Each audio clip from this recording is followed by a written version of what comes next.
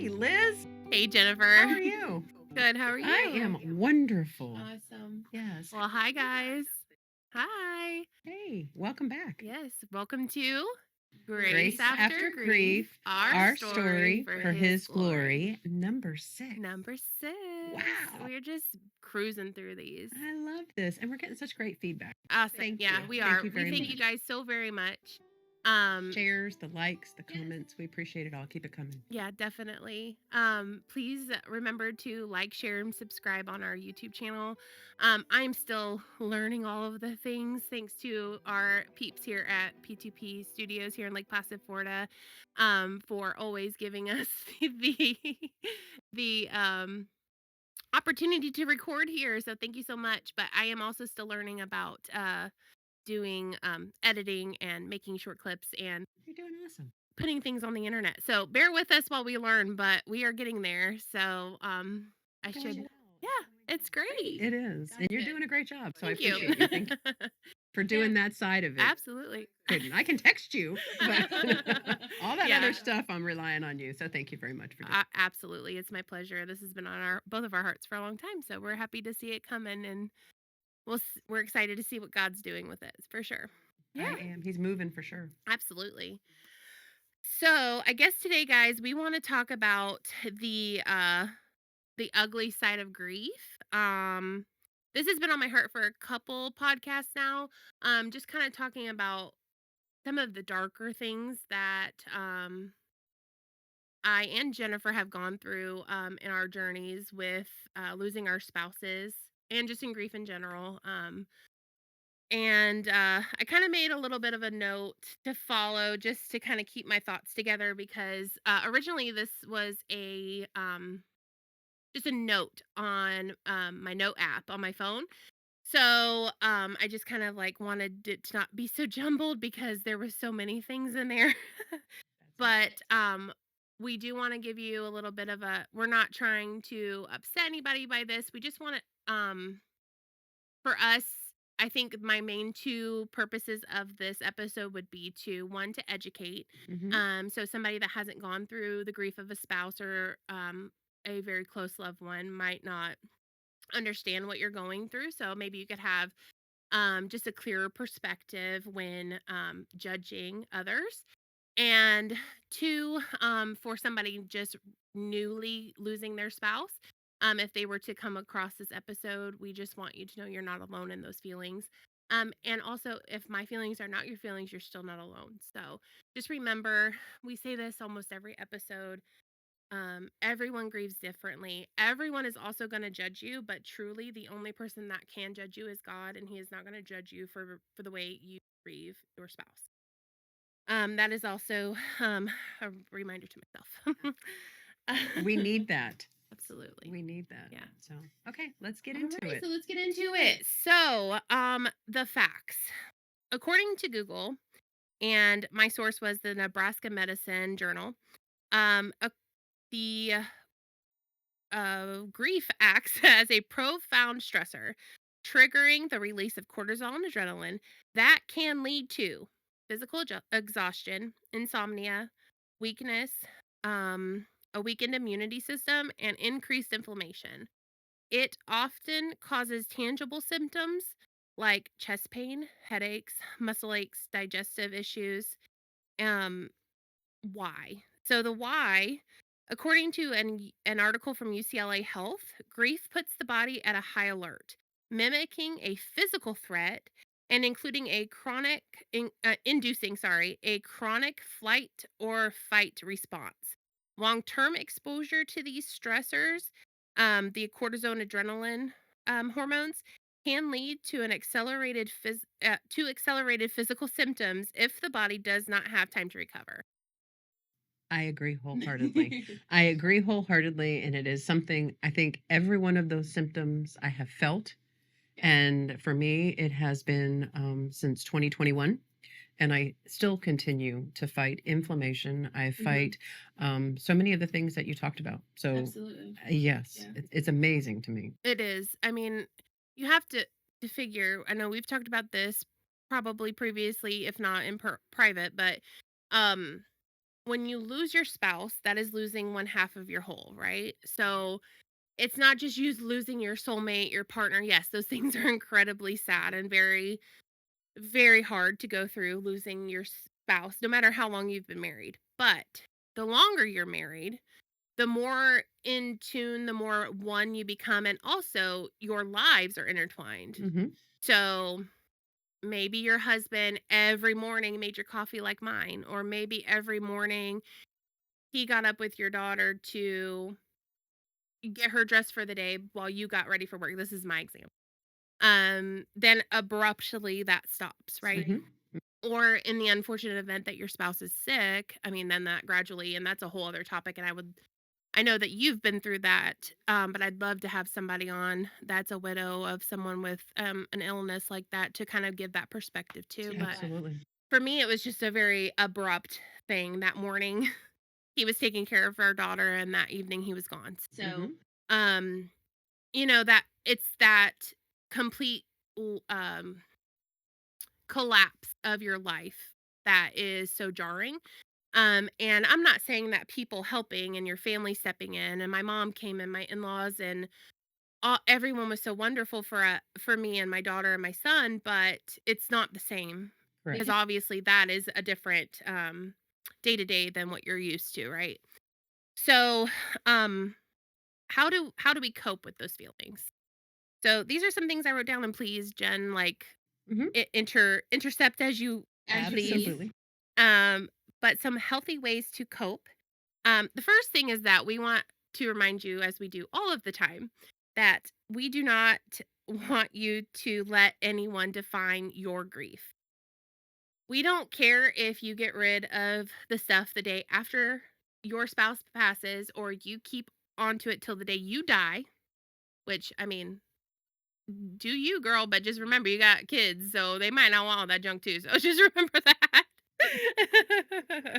That's what I think about. I'm like, is my son gonna be mad at me if I just have 18 totes of my stuff left and he's gotta go through it? You're not going to be worried about it. True. um, and also, this is a reminder for me. We just kind of talked about this before we started the podcast, but remember, everyone's gonna have an opinion on the way you grieve. And I think that that is just human nature. Unfortunately, it's not fair. But that's what we're hoping that this podcast episode will kind of shed some light. Um, you don't know what conversations were had between the spouse and wife, what their relationship was like, what happened the day he or she passed. We don't know any of those things.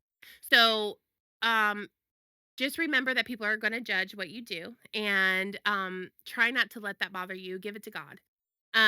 That's been my biggest thing that I've had to work on. So just pray about it. Yeah, give it to God. Like, let him lead. Absolutely. Let him lead. Be open to that. I think when you're talking about like it was such a big shock, it is a shock, but you have to also look at that as the trauma to your body. Yeah. It's not just one thing that happened. There's a multitude of things that are happening and running through your body, and and instantly your body is flooded with cortisol, and all types of chemical changes are happening. So you're not even sure how to deal with those Right. things, yet you're still trying to figure out what just happened Absolutely. and what do I do next, and then feeling guilty that maybe I didn't do it right, or I didn't do it the way they thought I should do it. None of those things are, they I don't mean to say they don't matter, but you have to do it the way you feel best about it. Absolutely. And the only way that you have that peace is to be connected to the one who provides the peace. Amen. Yeah. So, Some other ways to to cope healthy, or I guess healthy ways to cope would be a better way to say that.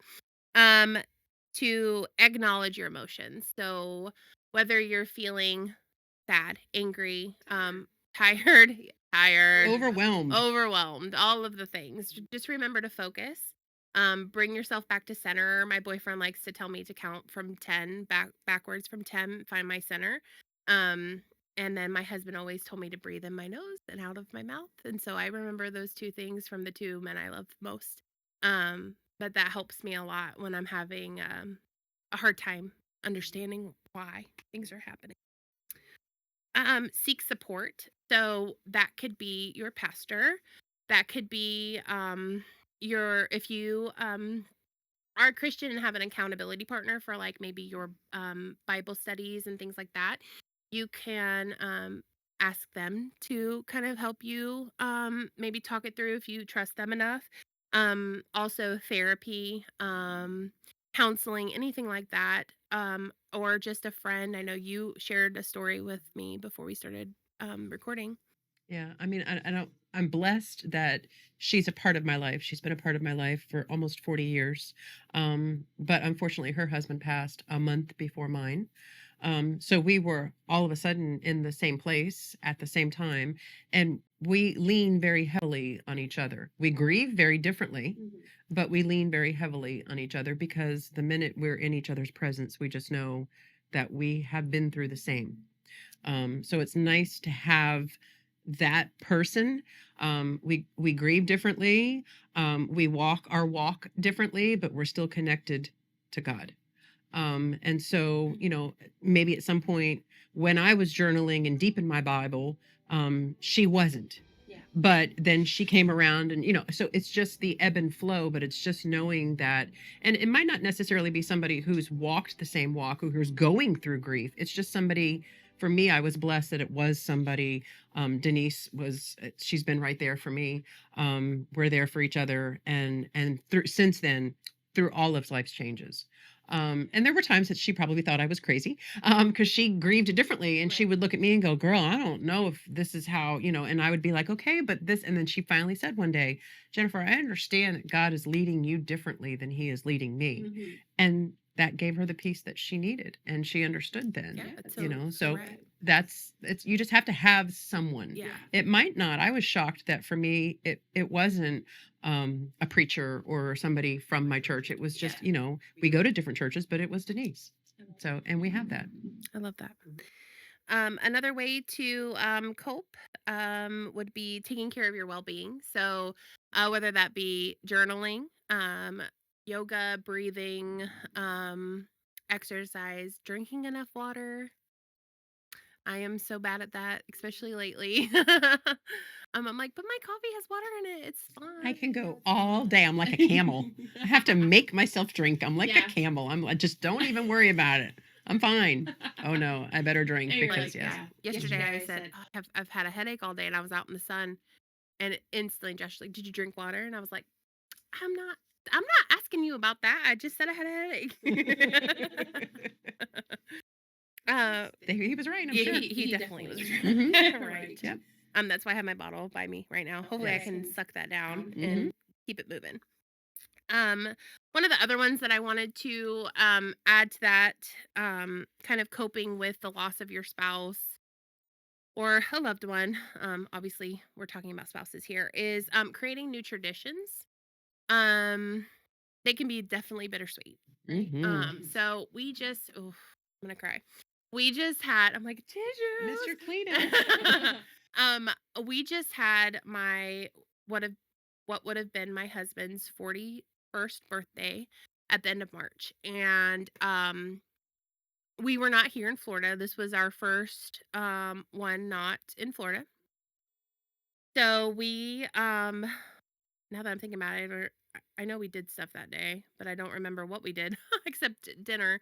I think, oh, we went to an Easter thing for our daughter. So we did like a little Easter egg hunt with some friends. But that evening we went to a barbecue place that Josh and I both like in Tennessee, but we knew that Tim would like it as well. We got an Mhm. appetizer that we thought he'd like. We had a drink for him and we had our barbecue. And it's funny because I'm not a huge barbecue person, but I will eat barbecue. Especially that place, really good. But for him. So we did that and then we went home and I made his mom always made a yellow cake with chocolate frosting in a bundt pan for his birthday. So I bought a bundt pan and I did it and it did not come out like my mother-in-law's, but it was still fine. And we had that, and we sang Happy him happy birthday, and my daughter blew out his candles, and that was just what we did, and it was extremely hard, but we did it because it's important for her to see that too and still celebrate her father, because that's one of my biggest things, is making sure that his legacy lives on, no matter what. So, For sure. yeah. And sometimes we feel like we're the only ones that are keeping that Yes. memory alive. Yeah. So it's important that you do those things. Absolutely. Yeah, Yeah. definitely. So that's your tips. Those are mine anyway, for trying to stay a little bit on the positive side of grief. I mean, it's not like I said, like we both said, 4 and 2 years out, like we still have very much really raw emotions sometimes when it Train comes wreck to it. days. Yeah. Train wreck. Like I can get up in the morning and be completely fine, and a song or a word or a memory. Yeah. Facebook is really good at that. Oh, Facebook yeah. memory pops up, and I'm like, I don't want to look at it. I'm gonna look at it. Oh, why did I look at it? And it just, yeah, definitely Yeah. brings that whole flood of emotions. Definitely. And we're women, so we, let emotions affect our day, and that's just how it is. But, that's the what is that? I don't want to say cliche. What is that cliche saying, that with great love comes great loss, and part of loving someone with your whole heart is missing them with your whole heart too. Absolutely. Yeah. Absolutely. You've got it right. So, this next part is kind of just what it's like in my brain. I just kind of wanted to talk about this, and like I said, Jennifer, please add as you like. Um, this is just more like of a information for people that haven't gone through grief, that maybe like you didn't realize people thought this way when they do go through grief, or maybe you see them act that way and you're like, why are they doing that? Or why can't they remember that? I know we've talked about that before, like with our jobs right after, where we were having to keep notebooks and things like that. Like, it just is what it is. And I mean, they call it grief brain for a reason. That's a real thing. So, one of the first things that I ever really noticed, besides just being kind of like out of it and in shock and like, I don't know, just kind of out of it, I guess. But, if you're familiar with Highlands County where we are, there's two Walmarts, but one for Sebring and Lake Placid, basically, unless you're going to go to a different county or you're going to drive all the way down to Avon Park. It's literally a straight shot on 27. Okay, so there's just basically one main road besides whatever you live off of. I went off my road, turned left to go on 27 to go to Walmart, and I should have turned right. And there's not a reason why. It should have been muscle memory. Why I turned right or left, I'll never know. I did not realize it until I got to Advent Health Oh, wow. from 98. Okay, so that's And I was quite a like, distance. yeah, I mean, it's probably like 10 minutes or so. And I was like, I passed my in-laws, I passed my church, didn't even, nothing. Till I got to the hospital and I was like, wait a second. Oh my gosh, I turned the wrong way. And so I had to do U-turn and, go about my way. But I was just like, wow, I've never done that before. Right. So it's just that kind of, the autopilot's almost there but gone at the same time. It's very strange. Even the autopilot, it like brush my teeth or Yeah, take a shower. exactly. Or there's the Yeah. first couple of days or weeks, people actually have to kind of remind you, like, hey, you. Yeah. You haven't washed your hair in like 6 days. Yeah. Oh, I haven't. You're Yeah. right, because either I haven't left the house or I just don't care. Yeah. I can't help it. I can't, because you're trying to process it. And then if you're like us and you're high performers normally, and then all of a sudden you make a left instead of a right, then you beat yourself up. You're like, Yeah, why did I do that? And why did it take me all this time to figure out that I went the wrong way? So we're doing that to ourselves. Oh, yeah, for sure. Because we're our worst critics, right? Yeah. So this was a quote, and I don't know if you've said it or if I heard it or saw it. I don't know, but I wrote it down and I really liked it. And it says, "You really don't understand grief until it is yours, until it lives inside of you and changes everything you have ever known about your life." Absolutely. I feel like that is widow 101. I was gonna say Like, I didn't say it, but I can definitely relate to it. yeah, okay. I couldn't remember. I didn't put like who said it. Maybe I found it on Facebook. I don't know. Whoever But said it, we appreciate yes, it. thank you. Sorry, it's not We will credited find to it. you. I'll find you. um because like you said, even though you and your friend were grieving completely differently, you had the one common denominator of losing your spouse. Mhm. And for someone who has lost their spouse, no matter, I feel like it doesn't matter at what point in your marriage that you lose your spouse, it is very complicated, messy, um, soul crushing pain. And I just, I don't know. That just means so much to me because it's like people will judge the ever loving love out of you. And if you let it bother you, you're never going to grieve properly, for one. And two, you're going to be living this life that you just thought, I mean, you're already in a different total life than you thought you were going to be. There's no instruction book. Yeah. There's no little box that you open and it says, okay, carry on from this step to this step to this step, and then you'll be done. Yeah. There's none of that. Right. So you have to kind of create your own instruction guide and how it works for you. Absolutely. That's Yeah. really the only thing. Yeah. And for us, it's our faith. Yeah, definitely. So I think that's, the biggest thing for me. I can remember grieving and thinking, I'm not going to let it swallow me whole. I'm not going to. I'm going to find something to praise God for today. Something, just one thing. And it might have been, thank you, God, that my kids are with me, or thank you, whatever it was. I'm going to find one thing. And then it turned into, now it's praise music. And I just kept the praise music flowing all day long. I had to listen to it because I had to hear something that reminded me that God is still in control over all of this. The good, the bad, the ugly, it doesn't matter. He's part of it. Absolutely. And he will get you through it. Yeah, I agree 100%. I mean, I know we've talked about my struggle with it, but I do know exactly where my husband is, and he always told me. He was never scared to die because he knew where he was going, and that gives me great peace. Being a believer and believing that he is there. Um, so yeah, I totally agree. Like, God is always in control. Um, let's see what else. Oh, this is my last page. Okay. Like I said, these are just like little thoughts that I felt. And I just want to preface this, which I feel I shouldn't have to do this, but I do it anyway because I worry. I don't want to offend anybody by these. And if you've done this, it's not because it's not like I heard you. I don't, I promise. It's just, We all do it. this is just stuff that has, made my journey or the day tougher when I see these things. So it's not anything to you because please live your life, obviously. But so like I would write down every time something would upset me, which was part of my healing journey. I mean, it helped me. Because at first it was a lot of anger. It was a lot of anger. At a lot of different places. So anytime I would see like if you're on Instagram, you've got your story and you can do um the little box that has like post your picture of like March or March recap. I do them all the time. There was one around Valentine's Day one year that was like in honor of Valentine's Day, post a wedding picture with your wedding song on it. And I used to do them all the time. But that one Valentine's Day just really hit me to my core.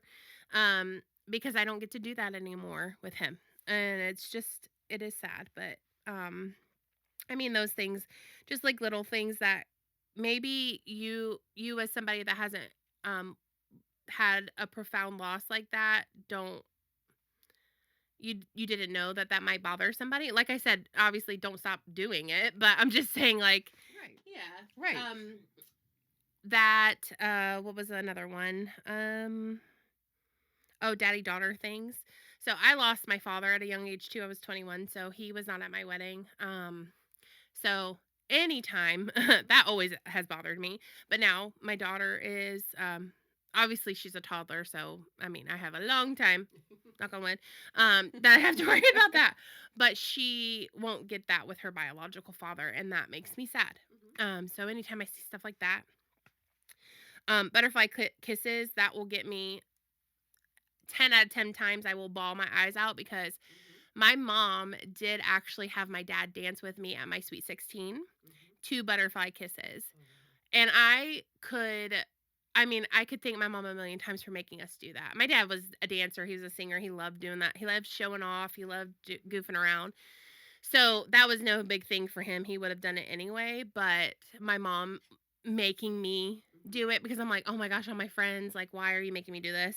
Um, so I hold that memory really dear. Yeah. That's a gift. I guess the one last negative thing I want to talk about, I guess two. So, we've talked about it before, is the living in two worlds thing.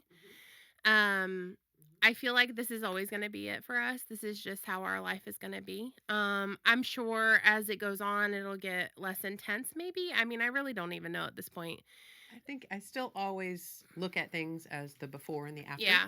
I Because can't I'm help not it. the same. I'm the before and the after. And something like last night, it's so strange to me. I looked at my watch and I was like, oh, it's 10:10. I don't like the number 10:10. Oh. And it's because he died on October 10th. And I'm just like literally glanced at my watch and I was like, why don't I, oh, I know why I don't like that. I Yeah. don't like 10:10. Yeah, same. Like any numbers will trigger me too, like that. Like if I get milk around in February, I will not buy the 23rd. You can't catch me dead buying that. I will grab everything with his birthday on it. If I see March 28th, that's mine. Yeah, it's strange how your mind You get things tattooed to your finger that, are dates that mean Yes. something, Yeah, or things. Yeah. Yeah, you do. And that's part of it. Absolutely. Yeah. So it's a reminder. It's a good reminder. Yeah. Yeah, definitely. Um, and I know we've kind of talked about like things that have been said to us that kind of are like a little bit like how do I respond as somebody that's grieving to somebody that's not grieving that just said that to me? And most of the time it's said out of I would say probably all of the time, hopefully, it's said out of them trying to be compassionate. But one thing that was said to me a lot by multiple people was, I don't know how you do it. I don't know how you're doing it. And Neither it's do we. like, girl, I don't know either. Like, I can't just die. Like, I can't die too. Like, I have like, my kids need me. Like, I have to keep going. You don't have a choice. And that's what I would always say. And I used to get so triggered by, you're so strong. And I'm like, no, I'm not. Like, I'm barely doing this, you guys. Like, I don't know what to tell you. But the only thing that kept me going were my children and God, because truly, there were so many nights where I would just be like, God, I don't know. Like, if you want to just take us all, like, cool. Like, I'm so cool with that. I mean, I don't want to leave my kids here, but Right. like, just take us all. Like, Right. come on, we're cool. Like, I've said before, like, come rapture, come on. Like, Yes. I yes. used to, Come on. yeah, I used to be like that all of the time. But those are just a couple things that I guess we just wanted to kind of share how we felt about that kind of stuff. I don't know how that's going to be perceived, but we do want to end it with reminding you that Jesus is the answer, that the only answer, that you have all of this burden because of the sin in the world. And just remember that if you profess with your mouth that Jesus is Lord and that you believe that he was born of a virgin here on earth and he came to rescue us from our sins and he died and was rose again, that you can also be in heaven with your loved ones. That is the best gift that you can give your loved ones, is to know where you're going to be. If you have any questions about that, please reach out to us in the comments on our Facebook. You can also email us at Grace. I was going to say Grace to Grief. I was mixing our names. You can email us at graceaftergriefpodcast@gmail.com. And anything you want to add to that, Jen? I think this was an awesome one today. I think it's very relatable. A lot of people will probably understand. I don't think anybody's going to take offense to it. Yeah. It's just the way it is. It is. So yeah, definitely. If you haven't accepted Christ, if you haven't professed with your mouth that Jesus is the one and the only way, We're here to help you. We would love for you to join us in heaven one day. Well, guys, this was Grace After Grief, our story for His glory. And we'll see you